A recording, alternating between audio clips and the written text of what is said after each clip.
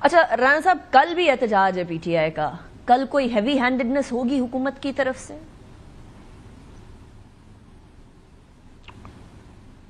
دیکھیں یہ کیونکہ میں اس کو براہ راست ڈیل نہیں کرتا، لیکن میرے علم میں نہیں ہے کوئی ایسی بات.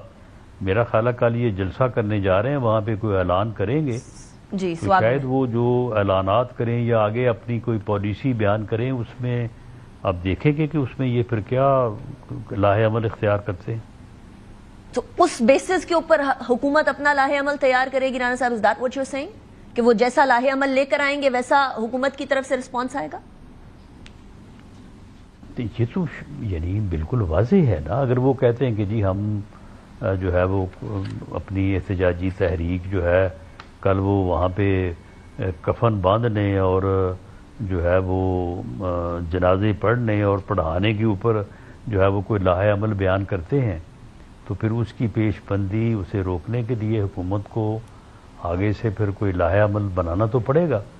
تو پھر اگر یہ کہیں یا آپ پھر کل کو دوبارہ پروگرام میں کہیں کہ جی دیکھیں یہ پولیٹیکل وکٹمائزیشن ہو رہی ہے، یہ بڑی زیادتی ہو رہی ہے، بھئی سیاست کریں تو سیاسی سرگرمیوں کو تو اجازت ہے قانون میں بھی آئین میں بھی، لیکن اس طرح کے واقعات کی تو یا اس طرح کے ایکشنز کی تو بالکل اجازت نہیں ہے. ٹھیک، لیکن رانا صاحب کاؤنٹر میں یہ بات کہی جا سکتی ہے کہ حکومت نے لاسٹ ٹائم بھی اسلام آباد کو اس احتجاج سے بچانے کی کوشش کی تھی، لیکن ادھر سے حکومتی مشینری آ گئی تھی کے پی کے کی، اور اس مشینری نے یہاں کے سارے کنٹینرز اٹھا کر سائیڈ پہ کر دیے تھے، احتجاج کی جگہ پر پہنچ گئے تھے لوگ.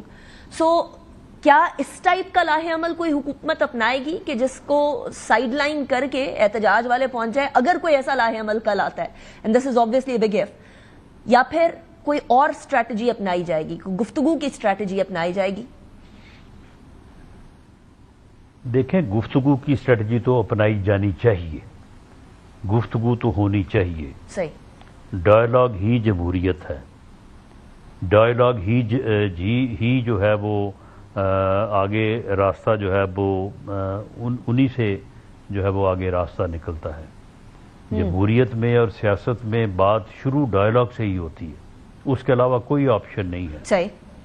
اور جو پچھلی دفعہ کا آپ فرما رہی ہیں جی، اس میں دیکھیں میرے پاس کوئی ایویڈنس تو نہیں ہے، آبزرویشن ہے کہ یہ مل ملا کے ہی ہوا تھا. کسی نے کہا کہ جی مجھے ڈی چوک جانے دیں، پھر کسی کے کہنے پہ وہ خیبر پختونخوا ہاؤس چلے گئے، وہاں سے پھر وہ غائب ہو گئے، غائب ہونے کے بعد وہ پشاور پہنچ گئے. تو رانا صاحب کس سے مل ملا کے ہوا تھا یہ بھی بتا دیجیے گا؟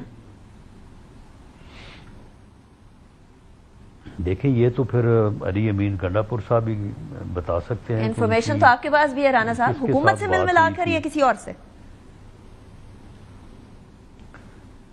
بہرحال یہ انتظامات پہ جو لوگ یعنی جن کی ذمہ داری ہوتی ہے، جو آئی جی اسلام آباد ہے، جو کمشنر اسلام آباد ہے، جو ڈپٹی کمشنر اسلام آباد ہے، ان لوگوں نے بہرحال ایسی چیزوں کو روکنا بھی ہوتا ہے. انتظامی طور پہ ذمہ داری انہی کی ہوتی ہے. حکومت نے تو ایک پالیسی دے دی کہ جی یہ پالیسی ہے، یہ اجازت ہے، یہ نہیں اجازت. جی، یہاں تک جو ہے ریڈ زون ہے، اس کے بعد آگے آپ جلسے کی اجازت دے دیں، ریلی کی اجازت دے دیں.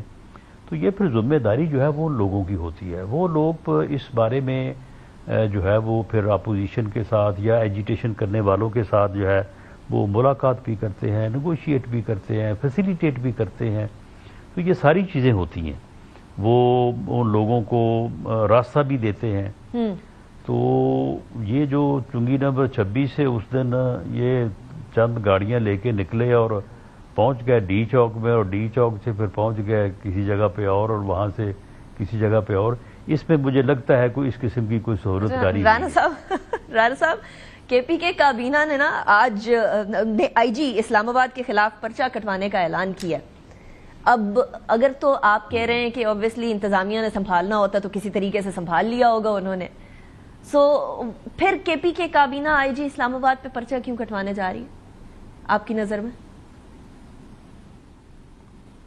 دیکھیں وہ شعر ہے کچھ اس طرح سے کہ شکستہ ہو تو ہے عزیز تر نگاہ آئینہ ساز میں.